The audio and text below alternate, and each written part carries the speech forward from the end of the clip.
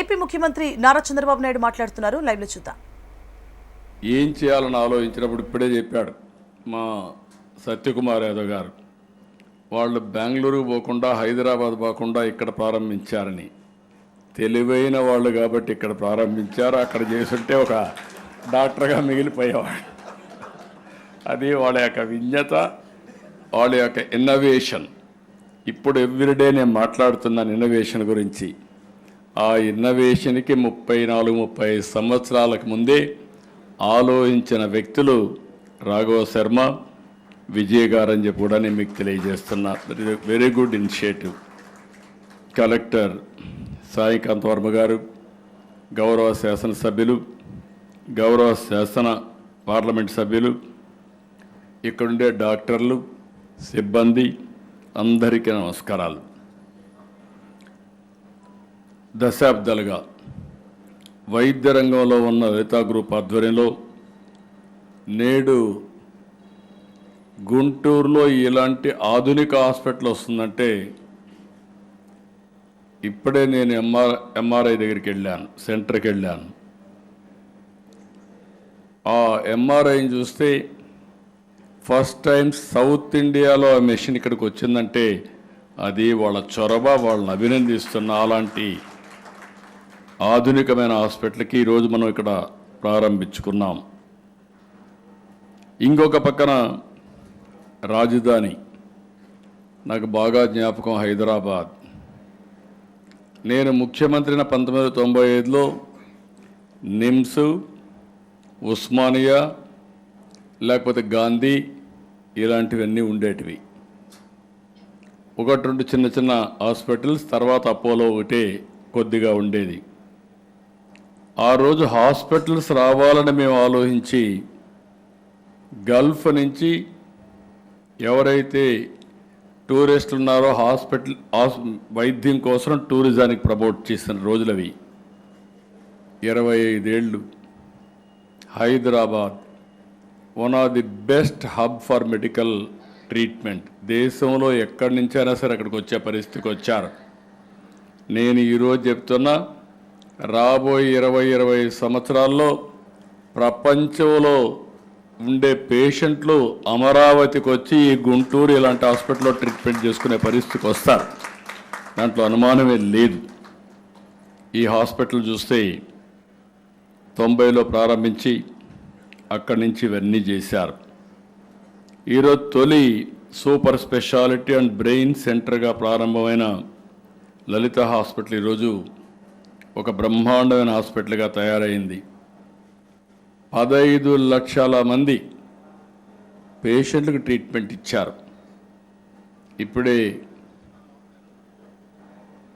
Hospital management చెప్పారు, పెద్దవాళ్ళకు treatment ఇస్తే మనవరాళ్ళను కూడా ఇక్కడ తీసుకొస్తున్నారని. అది ట్రస్ట్ ఫ్యాక్టర్. అదే లలిత బ్రాండ్. ఒక్కసారి బ్రాండ్ ఎస్టాబ్లిష్ చేస్తే ఆ బ్రాండ్కు తిరుగుండదనే దానికి ఉదాహరణ ఈ లలిత హాస్పిటల్ అని చెప్పి కూడా నేను మీకు తెలియజేస్తున్నా. ఇలాంటి ఎవరికి కూడా విలువలు లేకపోతే మనం లాజికల్గా తీసుకెళ్ళలేం.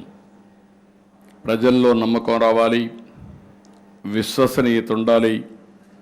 అప్పుడే ఏ వ్యవస్థ అయినా మనుగడ సాధిస్తుంది. అలాంటి వన్ ఆఫ్ ది బెస్ట్ ఇన్స్టిట్యూట్ని క్రియేట్ చేసినటువంటి రాఘవ శర్మ గారిని, డైరెక్టర్ విజయ్ గారిని అభినందిస్తున్నా. 7 ఎకరాల భూమి ఉంది. 600 పడకల సామర్థ్యంతో 900 మంది సిబ్బందితో ఏర్పాటైనటువంటి పీవీఎస్ ఇన్స్టిట్యూట్ ఇక్కడ గుంటూరే కాకుండా ఈ ప్రాంత ప్రజలకు వినలేని సేవలు అందిస్తుంది. 32 విభాగాలకు వైద్య సేవలు అందించే ఏకైక సెంటర్ ఇది.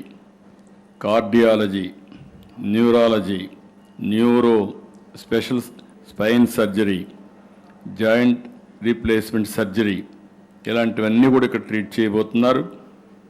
అయితే ఇవన్నీ చూసిన తర్వాత నాకు అనిపించింది, వాళ్ళల్లో ఎంతూయాజం చూశాను. అన్నింటికంటే ముఖ్యంగా వాళ్ళ ఐకమత్యం చూశాను. అక్కడ దీపం వెలిగించేటప్పుడు కూడా మహిళలందరూ కలిసి వెలిగించారు, ఒక్కరు చేయలే ఆ పని.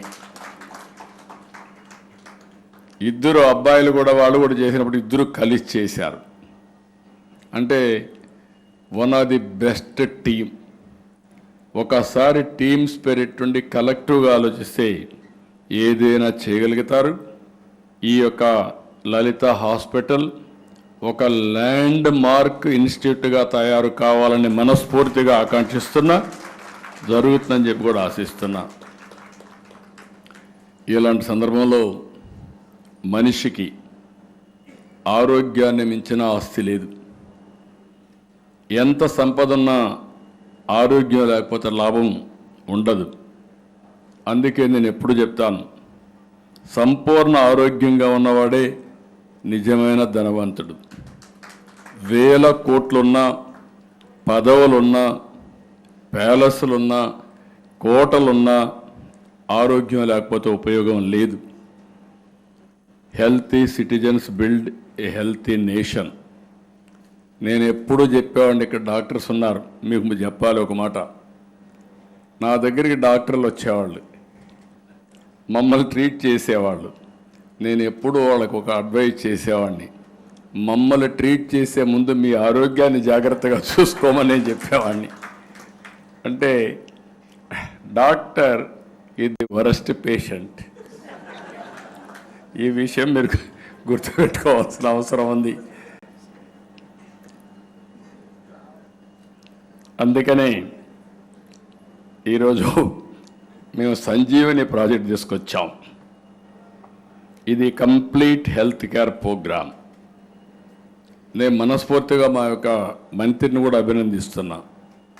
నేను ఆయన రాజకీయ నాయకుడు, ఆల్ ఇండియా లెవెల్లో తిరుగుతూ ఉండేవాడు. ఎమ్మెల్యే అయ్యారు, మంత్రి అయ్యారు. ఈయన ఇంత శ్రద్ధ పెడతాడా అనుమానం వస్తే ఈరోజు చూసిన తర్వాత మాత్రం అనూహ్యంగా పనిచేస్తున్నాడు. చాలా శ్రద్ధ పెట్టడం కాకుండా టెక్నాలజీ కూడా అర్థం చేసుకుంటున్నాడు, సబ్జెక్ట్ అర్థం చేసుకుంటున్నాడు, మెరుగైనటువంటి వైద్యం కోసం పనిచేస్తున్నాడు. మనస్ఫూర్తిగా మీ అందరి తరపున ఆయన్ని కూడా అభినందిస్తున్నా. ఇక్కడ సంజీవని ఫస్ట్ టైం ప్రపంచంలో డిజిటల్ హెల్త్ రికార్డ్ ప్రాజెక్ట్ తీసుకొస్తున్నాం. పేరు కూడా సంజీవని. సంజీవని అనగానే రాముడు లక్ష్మణుడు గుర్తొస్తారు. ఆ రోజుట్లోనే లక్ష్మణుడు మూర్చపోతే మీకు అన్నీ చెప్పక్కర్లేదు. ఇంకా కడాన సంజీవని మొక్క కావాలంటే హనుమంతుడికి ఏం దేవాలని తెలియకుండా పర్వతాన్నే తీసుకొస్తారు, అది పెట్టి మీరు పూజ చేస్తూ ఉంటారు. అందులో నుంచి సంజీవని తీసి ట్రీట్మెంట్ ఇచ్చారు, లక్ష్మణుడు బతికించుకున్నారు. ఇప్పుడు నా ప్రయత్నం కూడా అదే. ప్రపంచంలో ఉండే నాలెడ్జ్ని, బెస్ట్ ప్రాక్టీస్ తీసుకొచ్చి మీ ఇంటి దగ్గర మీకు అందించే ఏర్పాటు చేయడం కోసం ఈ సంజీవని ప్రాజెక్ట్ వస్తుంది. ఇందులో ప్రివెంటివ్, ప్రిడిక్టివ్, క్యూరేటివ్ విధానానికి శ్రీకారం చుడతాం. దీనివల్ల మీరు ఒక్కసారి చూస్తే హాస్పిటల్కి రావాల్సిన పని కూడా అనవసరంగా తగ్గిపోతుంది. వచ్చినా కూడా అపాయింట్మెంట్ ఫిక్స్ అవుతుంది. ఏ కన్సల్టెంట్కి మీరు అపాయింట్మెంట్ కావాలన్నా ఏర్పాటు చేస్తాం. రెండోది, ఇక్కడ మీరు చూసినప్పుడు 42 రకాల వైద్య పరీక్షలు ఇంటి దగ్గర చేస్తాం. వల్నరబుల్ పేషెంట్స్ అందరినీ ఐడెంటిఫై చేస్తాం. అక్కడి నుంచి గైడెన్స్ స్టార్ట్ అవుతుంది. ఏం తినాలి, మందులు ఏ విధంగా వేసుకోవాలి, ఎప్పుడు మళ్ళా హాస్పిటల్కి రావాలి. ఒక విధంగా ఆలోచించాలంటే ఒకప్పుడు పేషెంట్ డాక్టర్ కోసం, హాస్పిటల్ కోసం వెయిట్ చేస్తూ ఉంటే ఇప్పుడు గవర్నమెంటే సంజీవని ప్రాజెక్టు ద్వారా ఎప్పటికప్పుడు మీకు గుర్తు చేసే కార్యక్రమానికి శ్రీకారం చుట్టామని చెప్పి కూడా నేను మీకు తెలియజేస్తున్నా. అందులో మీరు చూసినప్పుడు యూనివర్సల్ హెల్త్ కూడా తీసుకొచ్చాం. అందరికీ చిన్న పెద్ద వ్యత్యాసం లేకుండా 2,50,000 పెట్టి యూనివర్సల్ హెల్త్ వస్తుంది, ఎన్టీఆర్ వైద్య సేవ ఉంటుంది, సీఎం రిలీఫ్ ఉంటుంది. పేదవాళ్ళ ఆరోగ్యాన్ని కాపాడడానికి ఏమేం చేయాలో అవన్నీ చేస్తాం. కానీ ఒక్క విషయం నేను మీకు అందరికీ విజ్ఞప్తి చేస్తున్నా, హాస్పిటల్కి వచ్చి ఈవెన్ లలిత హాస్పిటల్కి వచ్చి బ్రహ్మాండమైన ఆధునికమైన సదుపాయాలున్నా వాళ్ళు ఇచ్చేది మాత్రం ఫార్మాసిటికల్సే ఇస్తారు, కెమికల్సే ఇస్తారు. ఆ విషయం మీరు గుర్తుపెట్టుకోవాలి. ప్రాబ్లం వస్తే ఇమ్మీడియట్గా క్యూర్ చేస్తారు, కానీ కట్ చేస్తే మన బాడీనే కట్ చేస్తారు. ఆ రెండూ లేకుండా ఉండాలంటే మీలో జాగ్రత్త అవసరం. ఇక్కడ డాక్టర్స్ ఉన్నారు, నేను ముందే చెప్పాను, మీరు పేషెంట్లు కాకుండా చూసుకోమని. అదే మరి ప్రజలందరికీ విజ్ఞప్తి చేస్తున్నా, మీరు కూడా హాస్పిటల్కి పోకపోతే that is the best life. ఆ విషయం గుర్తుపెట్టుకోవాల్సిన అవసరం ఉంది. అందుకే మనం అందరం గుర్తుపెట్టుకోవాలి, తినే తిండి, మన పరిసరాలు, మనం ఆలోచించే విధానం, ఇవన్నీ కూడా చాలా ముఖ్యం. అందుకే నేను ఎప్పుడు చెప్తా ఉంటాను, ప్రభుత్వం ఎన్ని వైద్య సేవలు తీసుకున్నా, ఎన్ని హాస్పిటల్ కట్టినా, ఫైనల్గా ప్రజల మద్దతు లేకపోతే ఏది సాధ్యం కాదు. మంచి అలవాట్లు, మంచి ఆహారం, వ్యాయామం, ఇవన్నీ కూడా మన ఆరోగ్యాన్ని పెంచుకోవడానికి ఉపయోగపడతాయి. ఓసారి అనిపిస్తుంది, మేమేదో మిమ్మల్ని పిలిచి హాస్పిటల్ ఓపెన్ చేసి బిజినెస్ ప్రమోట్ చేయాలంటే మీరు నీతి సూత్రాలు చెప్పి మా హాస్పిటల్కి దెబ్బతీస్తారేమో అనేవి చెప్పిస్తుండే వాళ్ళకు. అందుకని ఇక్కడికి వచ్చినప్పుడు నేను కొన్ని హాస్పిటల్సే కాకుండా యోగాకి ఎక్కువ ప్రాధాన్యత ఇస్తున్నా, ధ్యానానికి ఎక్కువ ప్రాధాన్యత ఇస్తున్నాం, ప్రాణాయామానికి కూడా ఎక్కువ ప్రాధాన్యత ఇస్తున్నాం. ఈ విషయంలో మీరందరూ కూడా గుర్తుపెట్టుకోవాల్సిన అవసరం ఉంది. Food is medicine, kitchen is pharmacy. మనం తినే ఆహారమే మన ఆరోగ్యాన్ని రక్షిస్తుంది. ఒకప్పుడు చూస్తే పాత రోజులు నాకు జ్ఞాపకం వస్తాయి. మా ఫ్యామిలీ ఇంటికి కావలసిన పంటలన్నీ కూడా క్రిమి సంహారక మందు లేకుండా, ఎరువు లేకుండా పండించే రోజులు. ఈరోజు మనం తినే తిండి చూస్తే మొత్తం యూరియా,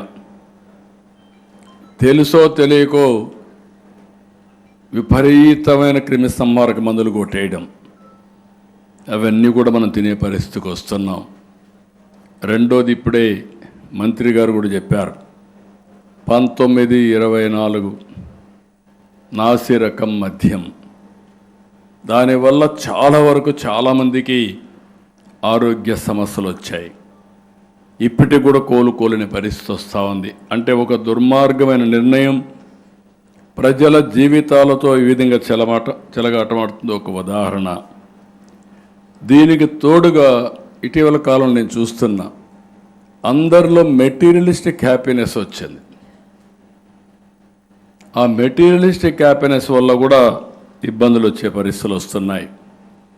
దీనికి అదనంగా టెక్నాలజీ, నేనే మాట్లాడుతున్నా, ఒకప్పుడు ఐటీ అన్నా, ఇప్పుడు data centre, AI, quantum algorithms, space city, drone city, electronics, aerospace city. అదే మరి మొన్నే పుట్టపర్తిలో మీరు చూస్తే 5th జనరేషన్ ఫైటర్ జెట్ కూడా ఫౌండేషన్ వేసాం. ఇంకొక పక్క మెట్టెక్ పార్క్ కూడా ఏర్పాటు చేశాం. టెక్నాలజీని మనకు బెటర్ లైఫ్కి ఇంటిగ్రేట్ చేసుకోవాలి. నవేడేస్ నేను సెల్ ఫోన్ వాడమంటే సెల్ ఫోన్కి మీరు అడిక్ట్ అయిపోతున్నారు. కొంతమంది వాడడం లేదు. కొంతమందికి ఇంట్లో ఉండే భార్యాభర్త సెల్ ఫోన్లో మెసేజ్లు పెట్టుకుంటారు, ఇంట్లోనే ఉంటారు, పిల్లలు కూడా మెసేజ్లు పెట్టుకుంటారు. అంటే ఎవ్రీబడి ఈజ్ బిజీ.